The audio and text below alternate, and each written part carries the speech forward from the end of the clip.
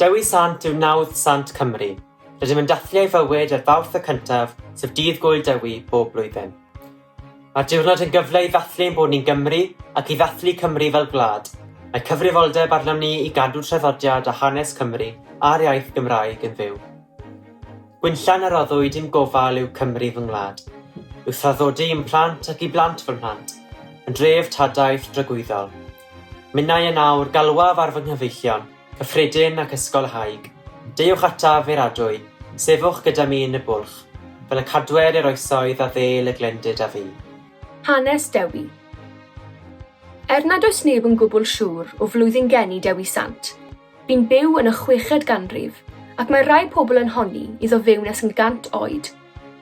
Mae ei ddyddiadau geni a marw yn amrywio rhwng tua 462 i 589 ôl Crist. Ganwyd Dewi yn ôl y sôn yn ne Ceredigion yng ngogledd Sir Benfro.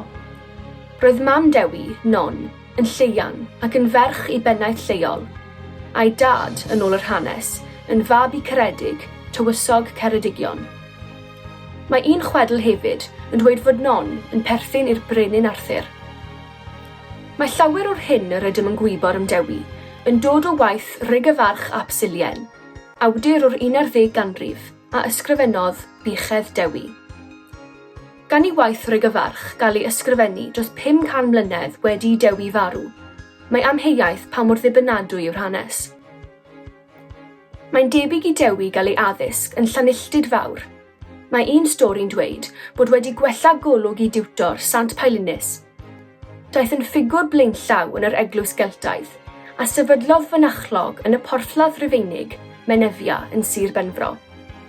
Yn ddiweddarach, daeth y lle hwn yn ddinas gadeiriol wedi ei henwi ar ei ôl, Tŷ Dewi. Mae nifer y chwedlau yn ymwneud â Dewi, ond efallai mae'r enwocaf yw'r bregaeth yn Llandewi Brefi, Ceredigion. Casglodd tor fanferth i wrando ac roedd llawer yn cwyno nad oeddent yn gallu gweld na chlywed beth oedd yn digwydd. Dywed y chwedl i Dewi osod hancas ar y llawr cyn sefyll arni, ac yn sydyn, cododd bryn bach o dan ei draed gan ei godi fel y gallai pawb ei weld.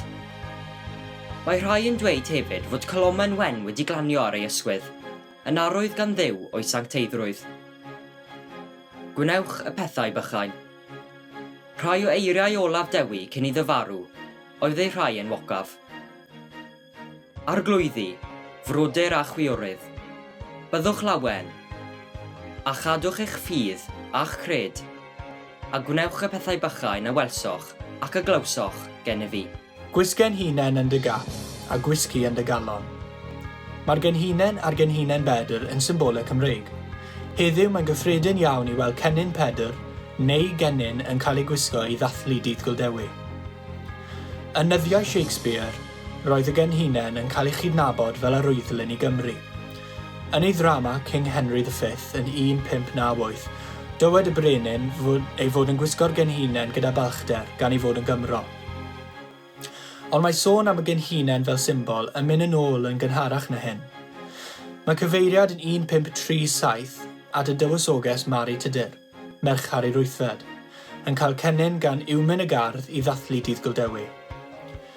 Mae lliwiau gwyrdd a gwyn y genhinen yn cydweddu ar rain a welir ar gefndir baner y ddraig goch.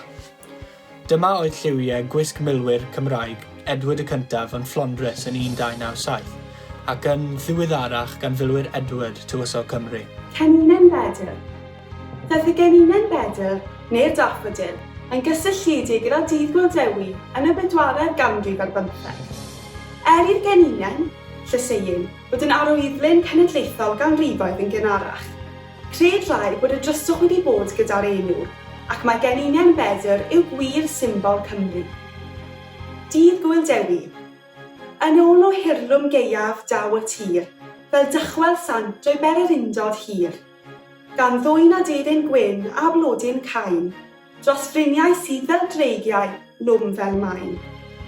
Darwyrth flynyddol eto yw erwau llwm, mae cennin pedr heddiw air ar gwm, ac uwch ein pennau yn goleio'r nen, mae arwydd Dewi, y golomen wen.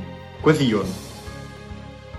Byddwch lawen a chedwch eich ffydd a'ch cred, a gwnewch y pethau bychan a clywsoch ac ywelsoch gen i fi.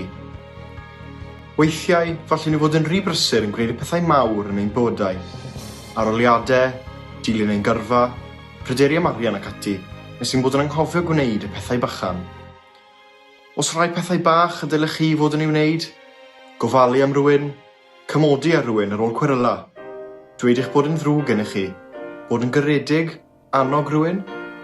Yn aml iawn, y pethau bach y byddwn ni'n ei gwneud sy'n gwneud y mwyaf o wahaniaeth. Amen.